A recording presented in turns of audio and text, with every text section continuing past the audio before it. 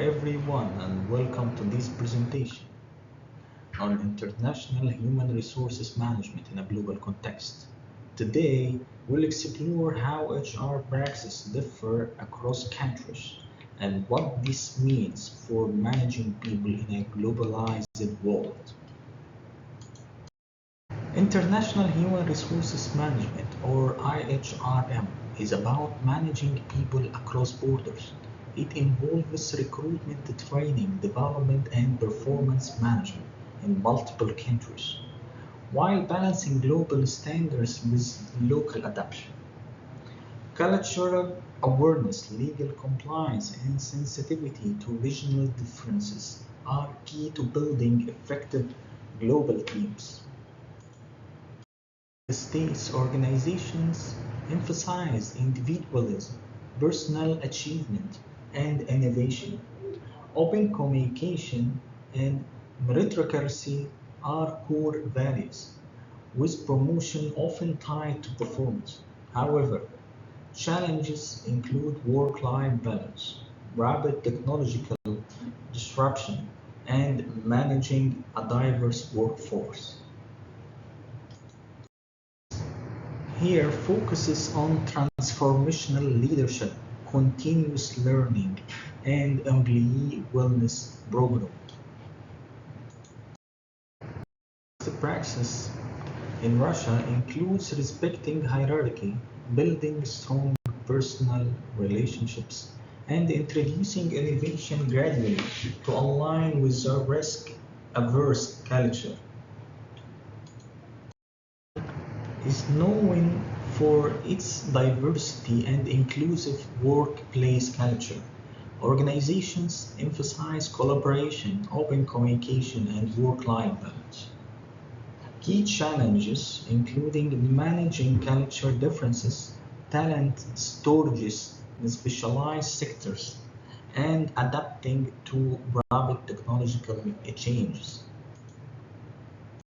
For best practice in Canada, focusing on fostering inclusivity, supporting flexible work, investing in employee development, and promoting ethical leadership. Workplace are diverse, collaborative, and relatively informal. There is a strong emphasis on work-life balance, adaptability, and innovation. The challenges here include compliance with complex employment laws, attracting talent in healthcare and mining, and managing remote or regional workforces. Praxis in Australia, promoting inclusivity and diversity, flexible work arrangements, leadership development, employee engagement, compliance and ethics, and finally focus on well-being. Comparing these regions, I see clear contrasts. IHRM varies significantly across different national contexts, influenced by cultural, legal, economic, and institutional factors.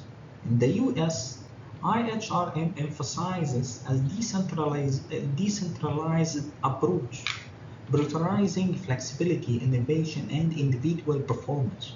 American companies often adopt a strategic focus on aligning HR practices with competitive business objectives, emphasizing diversity, meritocracy, and employment at will doctrines. This approach facilitates rapid decision making and adaptability in global market, but it also presents challenges related to labor protections and workforce stability. In Russia's IHRM environment is characterized by a more centralized and hierarchical approach, heavily influenced by local labor laws, culture norms, and state regulations. Russian organizations tend to prioritize stability, loyalty, and formalized procedures, often reflecting a more paternalistic management style rooted in Soviet-era praxis. Additionally, Russia's legal framework around employment rights and the role of government institutions impact HR policies, making adaptation to local labor law crucial for multinational firms operating there. The emphasis on long-term employment and hierarchical structure contrasts sharply with the more flexible models seen in North America. IHRM praxis are shaped by its multicultural society, legal protection, and social policies that promote inclusivity and employee well-being. Canadian organizations often adopt a collaborative HR approach emphasizing diversity management, work-life balance, and compliance with extensive labor law. Furthermore, Canada's strong social safety nets and emphasis on equitable treatment influence HR strategies aimed at fostering a stable and engaged workforce.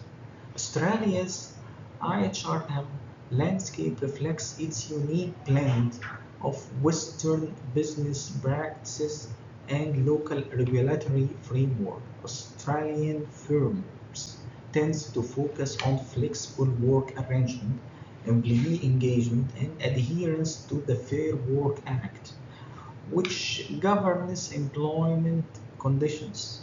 Overall, Australian HR practices balance flexibility with compliance within a context of multinational inclusivity and social responsibility. The key lesson from this study is that one size does not fit all. Cultural differences influences communication, leadership and motivation. Economic and legal factors shape compensation, compliance and workforce structures.